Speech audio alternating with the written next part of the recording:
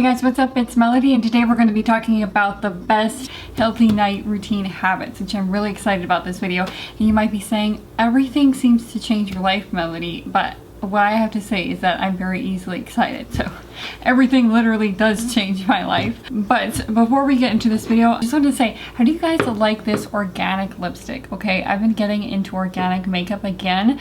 I used to be really into it when I was younger, and now I've been using pretty much almost all organic or eco-friendly makeup, and I absolutely love this lipstick. It's one of the purest ones I could find, and it's basically edible. So if I'm drinking stuff, I'm not drinking lead.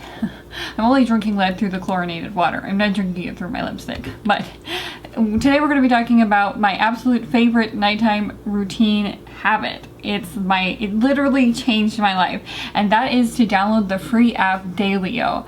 I have never ever seen an app that was as perfect as the Daylio app. Guys, it is an incredible app. Okay, so basically every night you log what you did for the day. So the first thing you log is your mood, and you can adjust what you want those moods to be. So it doesn't have to be their 5 bubbles, because they call it whatever they want, like good, bad, sad, or whatever. I can make it up whatever I want.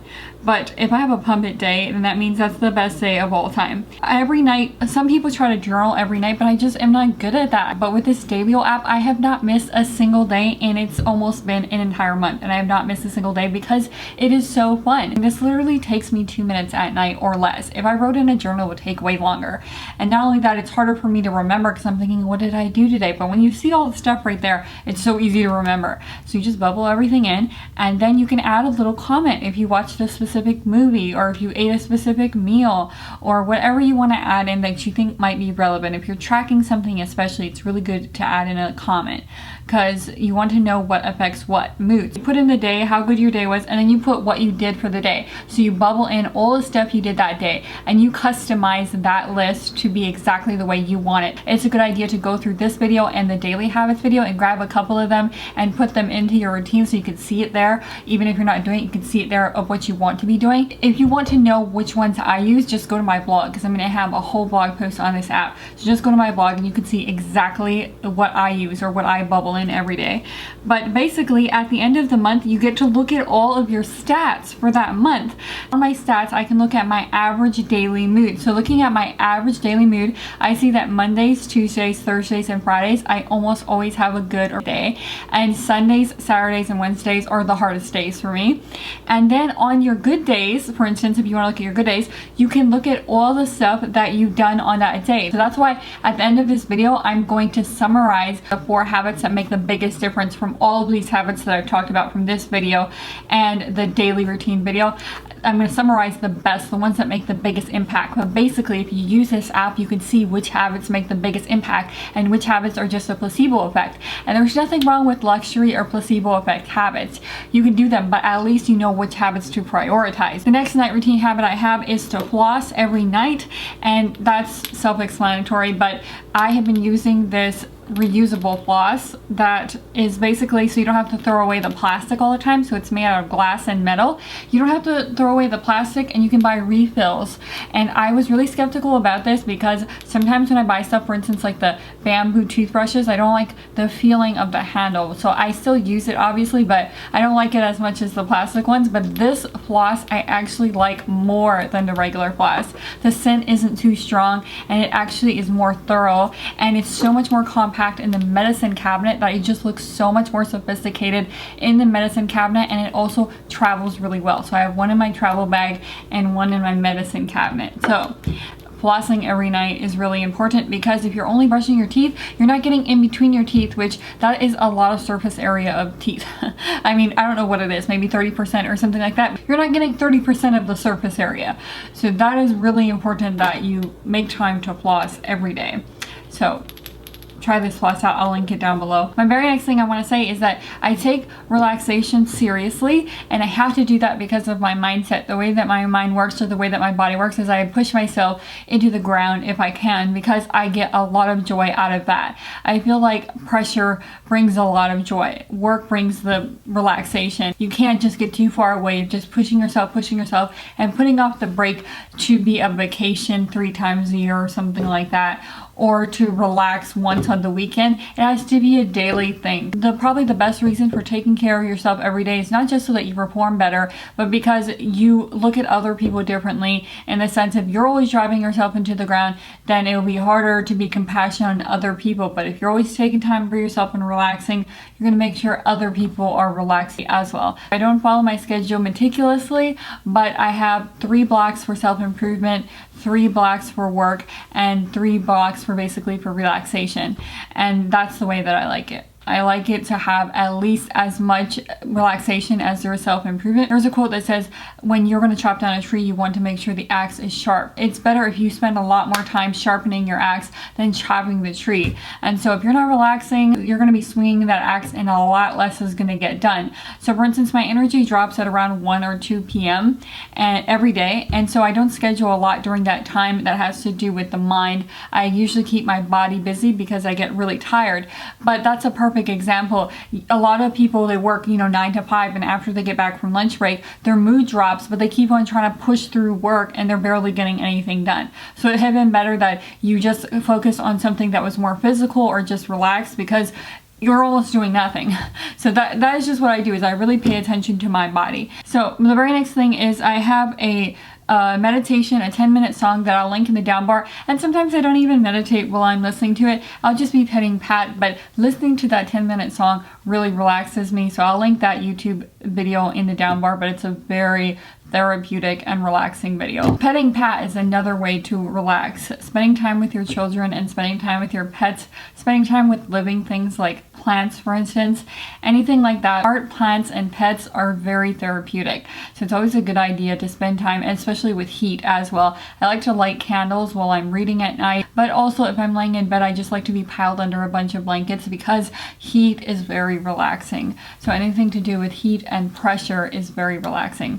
The very next thing is, on really busy days, I will just go out to eat, and I'll usually go to Chewy's or a place like that where I can get a taco bowl and something that has a variety of vegetables, because ideally I like to have a green smoothie, and I've been getting better at that. I've been having them a lot more every week, but if I can't, I'll go to a place that has a lot of vegetables and things like that, because I just feel a lot better and I look a lot better. At night, I like to relax with something hot to drink, and I usually will stick with tea, because tea is very relaxing, and also I like to have the one that's not caffeinated. Nowadays I just stick to a tea because the magnesium drink wasn't very good to be drinking, and also chocolate, for instance, hot cocoa, I try to use that only as a treat because it does have things in it that I don't want to be drinking a lot that will cause migraines and stuff like that. So when it comes to tea, I usually stick to rooibos or I stick to chamomile because it really helps me to relax. Again, heat is really important when it comes to relaxation, whether it's a bath or it's physical touch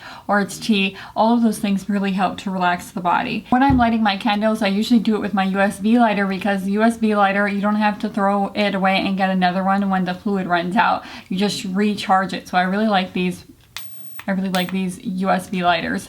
But basically you just charge it in your USB and light it, and it's so easy. So I'm all for technology and innovation. After I get out of the shower, I'll spray magnesium oil underneath my arms. I recently have been lasered, and so it doesn't burn, but if you shave your arms, you might want to put it on another place that's sensitive on your body. But magnesium helps to relax the body. I used to drink it, but it just doesn't taste that good.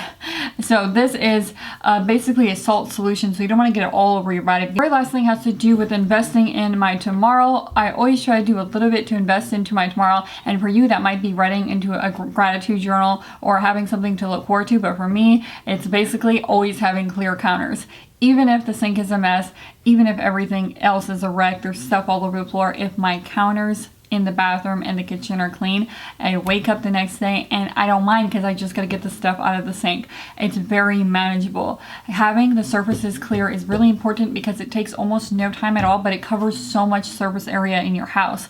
If you can just keep those surfaces clean, guys, it will really encourage you to get onto whatever remaining tasks are left when you wake up in the morning. Last thing I want to do is recap on the 4 habits that make the biggest difference, because you might be thinking, these are a lot of habits, where do I start? Well, these 4 habits make the biggest difference, and how I know this is because I've been tracking all of my days on the Daylio app. So on the days that I have a really good day, it shows the things that I do, and these things I always do on those good days. So here goes. The very first thing that I normally do on a really good day is exercise. I usually walk at night, or I exercise with my 7-minute app in the daytime. It depends. Sometimes I walk at night, and when I walk, sometimes I go to the mall as well. If it's too cold outside, I'll go to the mall and I'll power walk with the older people.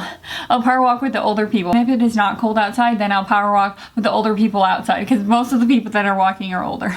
Exercise really makes a huge difference. Exercise is the biggest indicator that I'll have a good day. So I do my 7-minute app, or I walk around outside. And if I cannot exercise, then car drive. Car driving at night is very therapeutic. In fact, I don't think there's a single good day that I had that didn't include a car drive. Car driving is one of the most relaxing activities. It can be rocking on your rocking chair or car drive. Anything that's moving for me is very relaxing, because it can help you to clear your thoughts and listen to music, and it's just one of the most relaxing things of all time, especially at night, because the roads are nice and clear. So car drives are almost always make a big difference on my mood. And the third thing, which was really surprising to me, all the days that I had a really good day, what they had in common was I was very social on those days. I either talked on the phone a lot that day, or I was on social media, because certain days I always go on social media. Mondays, Tuesdays, Thursdays. Those days were always good days. It's basically connecting with like-minded individuals, bouncing ideas off of them, laughing with them. It really makes my day. So it was shocking, but it was so obvious, because Sunday and Saturdays I don't interact on social media, and those were my least favorite days. So, never take somebody's hard and fast rule as your own. See for yourself if it makes a difference. For introverts, being online really helps, because we're not out of the house. We have limited energy, so we have to expend it in a way that will maximize it. Obviously, we're just gonna burn into a crisp. So talking on the phone and interacting on social media is really helpful. And the very last thing that makes a difference is practice. I practice 15 minutes at night for my stenography, so that I have a really good day the next day. Doing just a little bit every day for your business, or to improve whatever you're working on, whatever field you're in, whatever job you're doing, even if you're working at Subway like I used to, doing a little bit to improve your skill, or to improve your interpersonal skills, or your sandwich making skills, whatever you're doing to be really good at it, there is a lot of pleasure in that. There is a lot of pleasure in doing a really good job. So I hope that you'll give a few of these habits a try. If you have a daily habit that always boosts your mood, if you start using this Daylio app, let me know. Thank you guys so much for watching.